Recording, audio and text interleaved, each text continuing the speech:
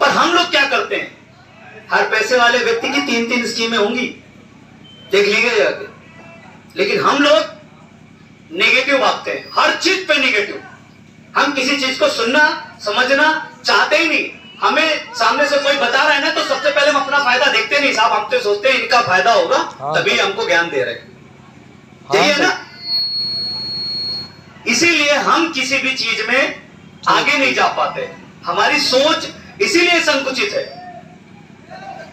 तो सबसे पहली चीज ये, बैंक में सारी सुविधाएं हैं, आपके लिए लोन्स भी हैं, लेकिन लोन के लिए आप आएंगे, आप अपनी सारी जो भी स्कीमें हैं, सारी चीजें क्लियरेंस है आपके पास, आपका अकाउंट अच्छा चल रहा है, तो ब्रांच मैनेजर से आप खुद बुला के बोलेंगे भैया ले लो।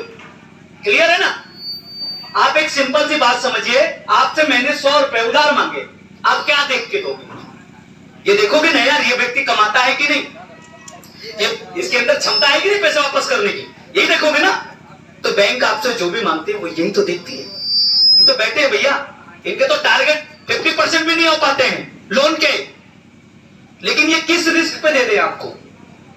उन चीजों की जो रिक्वायरमेंट है लोन की, वो आप परपूर्ण कीजिए। बैंक तो लोन देने के लिए कभी मना ही नहीं करती, वो बोलते भाई आईटीआर लेके आओ।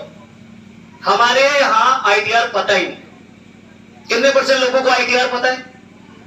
जिनको पता भी है ना, उनमें से आधे से ज्यादा लोगों की मेंटालिटी है यार गवर्नमेंट को सब डाटा दे देंगे, पता लगे हमारा इनकम टैक्स कटने लगेगा। आईटीआर का फुल फॉर्म पता है ना सब क्या होता है? Income tax return. Income tax return. आप अगर 5 लाख या 7 लाख के नीचे कमा रहे हैं, तो इनमें से काफी लोग होंगे जिनकी 4 से 5 लाख इनकम होगी, लेकिन वो भी आईटीआर नहीं भरते होंगे, और वो भी लोन के लिए जब जाते होंगे तो सर द्वारा एक ही चीज कही जाती होगी कि इनकम प्रूफ तो कुछ दीजिए साहब। इसीलिए आपका अगर आईटीआर है, इजिली आप 4 लाख कमा रहे हो, तो आप इनकम टैक्स रेंज के नीचे हो। जो आप टीडीएस देते हो ना, वो भी आईटीआर फिल करने में वापस आ जाता है। मेरा साल का 50,000 खुद का आता है, कोई अगर देखना चाहे मेरे पास पीडीएफ पड़ी, मैं दिखा दूंगा।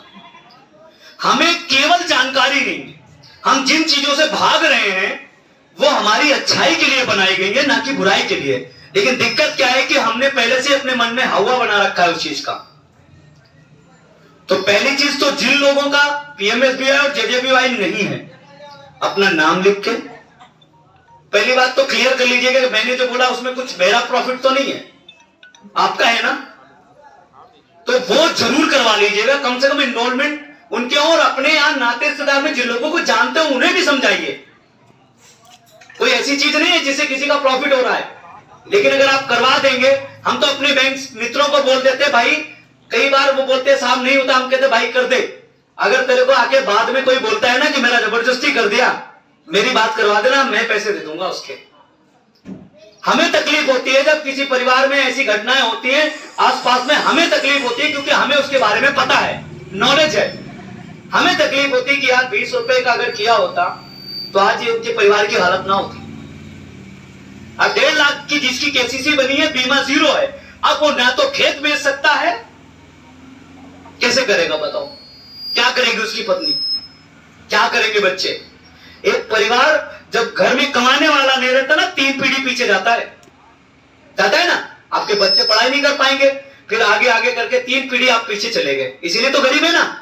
आज की डेट में जिसकी हालत खराब है, उठा के देख लीजिएगा 3 पीढ़ी में कोई ना कोई हादसा हुआ होगा, होता है ना। तो हमें प्लानिंग तो करनी चाहिए ना उस चीज की, कोई बड़ी चीज तो है नहीं। धन्यवाद। अगर मेरी बात आपको कुछ बुरी लगी हो तो माफ कर दीजिएगा। बहुत बहुत थैंक यू।